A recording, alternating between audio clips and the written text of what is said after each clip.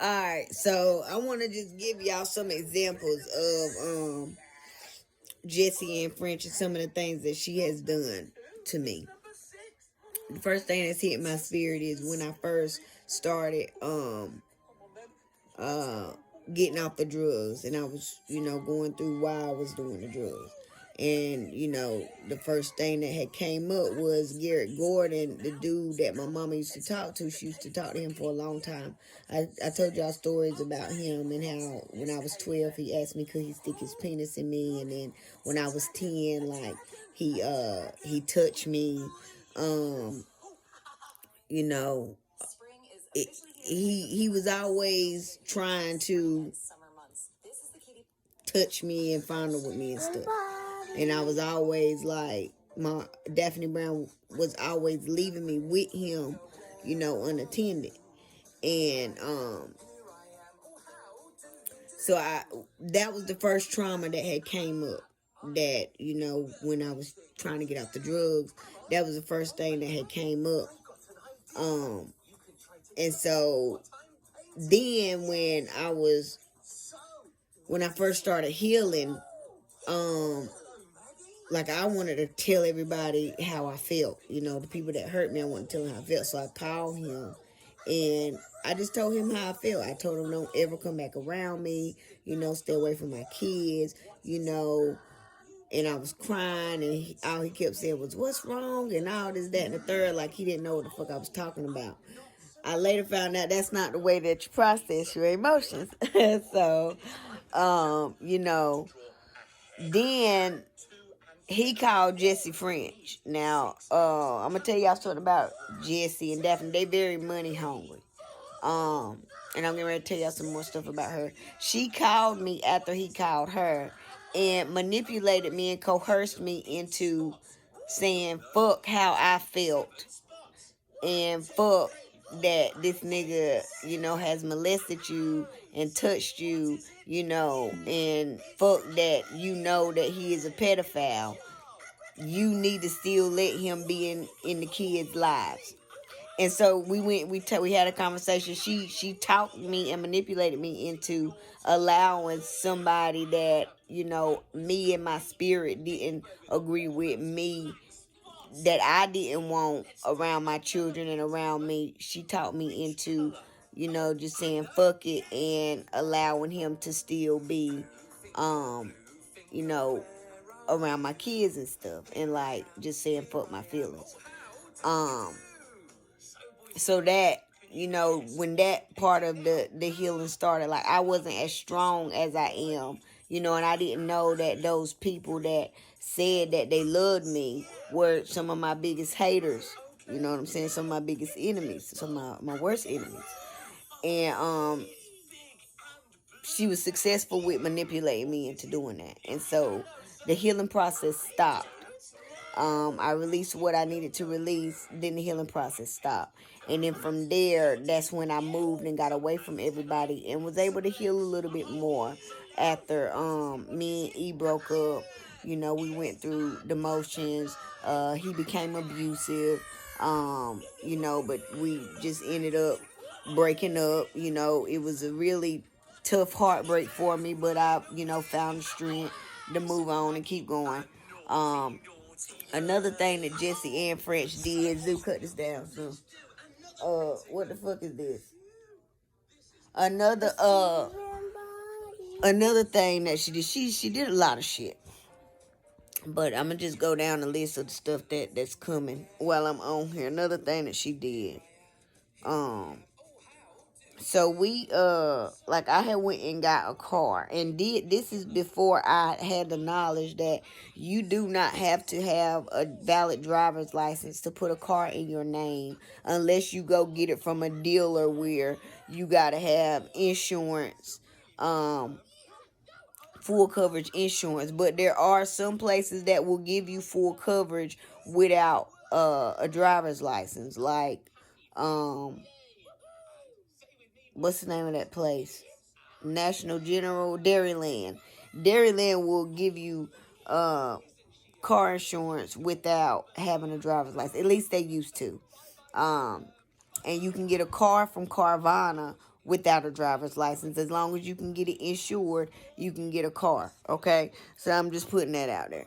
But this was before I knew that you didn't have to have a license to get a car in your name. So I went and got a cash car. And grandma, I told y'all, me and Jessie French, we used to be close, but I didn't know she was one of my worst enemies, and a very evil ass bitch. But I went and got a car, put it in her name. All right, paid for it, cash, it's mine. You know what I'm saying?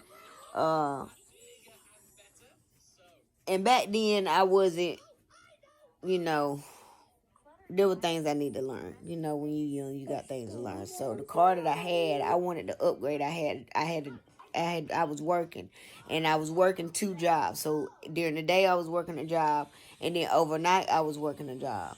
This is when we was living in Weaver's Court with Jessie and French. I was living over there with her in Weaver's Court, and so I was working 2 jobs. End up going to get another vehicle and making payments on it. So the one that was paid for was just sitting there. She talks me into going to get a title loan on the one that was paid for. Go get the title loan. I give her a couple dollars, and I want my title back, so I want to pay the car off. I needed some money. I lost my jobs. I lost both of my jobs. I needed some money. Okay, so I take the car that was paid for, and that was why we went and got the title loan. All right.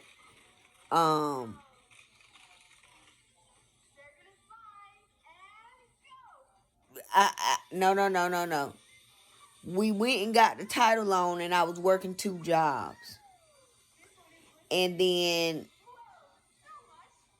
I just went and got some money. I don't know what the fuck I needed it for, but I went and got some money out the car. I got a title loan for the goddamn car. And then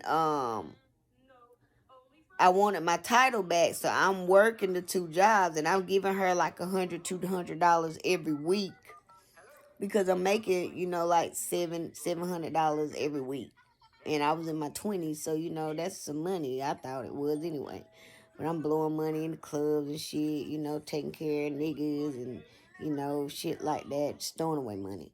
But I'm giving her $100-$200 every week, faithfully, to pay the title loan off. Now, mind you, title loan, we didn't get that much. You get about $1,500, something like that, $1,000, something like that.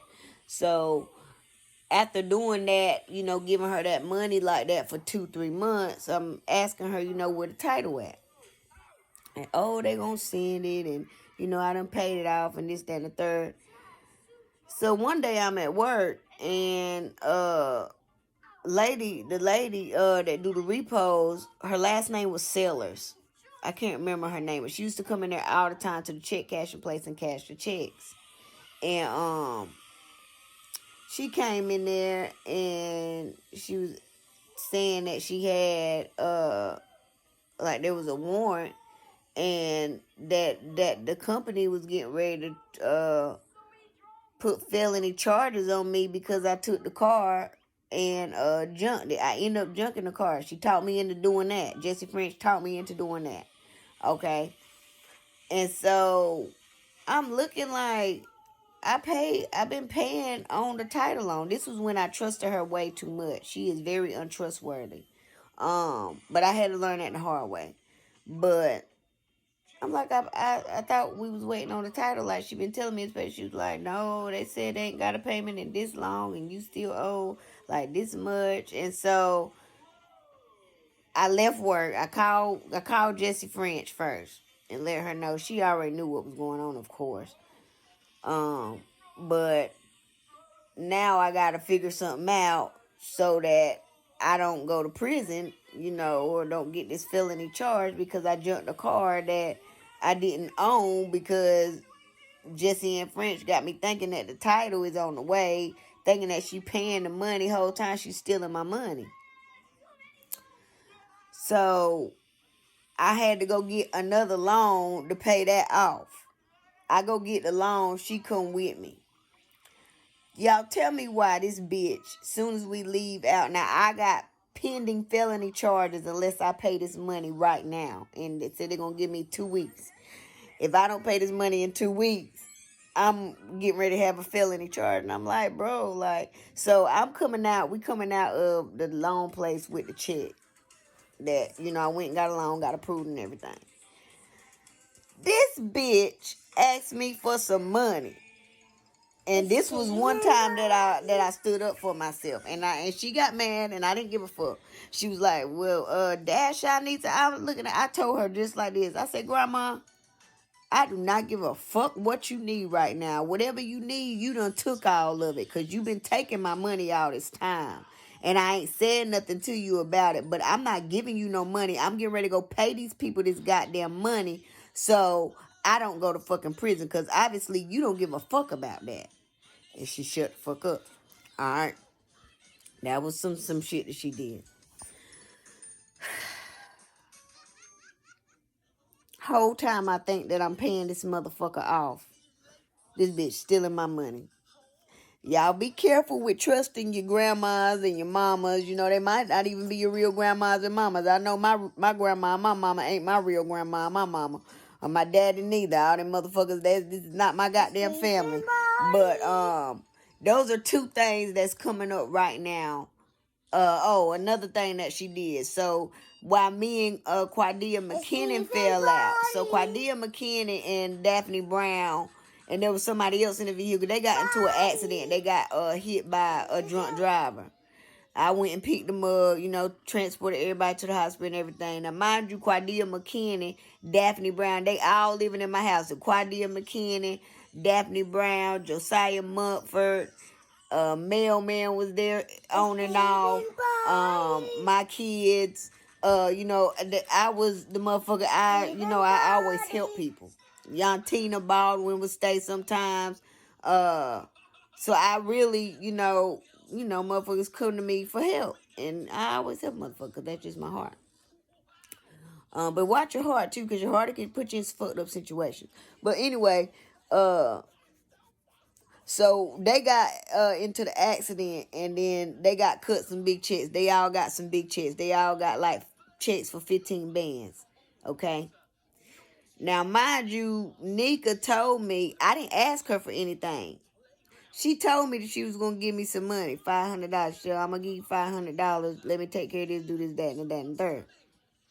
All right, cool. I'm thinking in my mind, all right, these motherfuckers getting ready to look out for me. I've been looking out for them. This is when I stop expecting shit from motherfuckers that I've done stuff for, because motherfuckers ain't going to do you how you do them. Y'all understand that. I'm giving y'all some lit while I'm telling y'all these stories. But, so I'm waiting, you know what I'm saying? Because I needed the money. And waiting, I'm calling her, you know what I'm saying? She stopped picking up. So I'm like, okay. This bitch about to shit on me for real after everything I done did for her. Alright. So then I get a call, and then she was like, well, I just left over there from grandma's house. She talking about Jessie French. And I gave her $500, and now I don't have no more money to give nobody. First of all, I didn't ask you for nothing.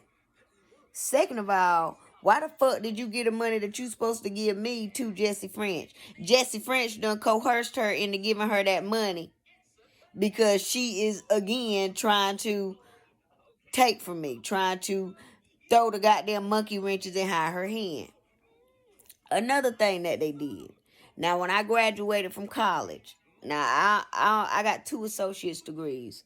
Didn't nobody come to my graduation, my high school graduation. Nobody came to my high school graduation. Not that I can remember. My daughter Brandon Walton did. I don't remember nobody else being there.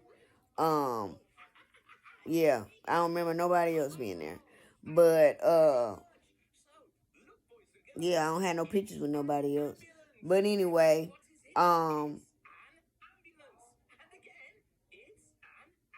she when I graduated from college, my first college degree from Bladen Community College, the only people that came to that graduation was Daphne Brown and Davin. Jessie French called me and just gave me a little congratulations and told me she was gonna make me a cake or some shit. Um, Really, what she was doing was making me a cake with some spell work that she done put on it. Cause what the family don't know is she been poisoning motherfuckers for years with her food, putting spells on them for years. Um, and then Garrett Gordon had called me too. All right.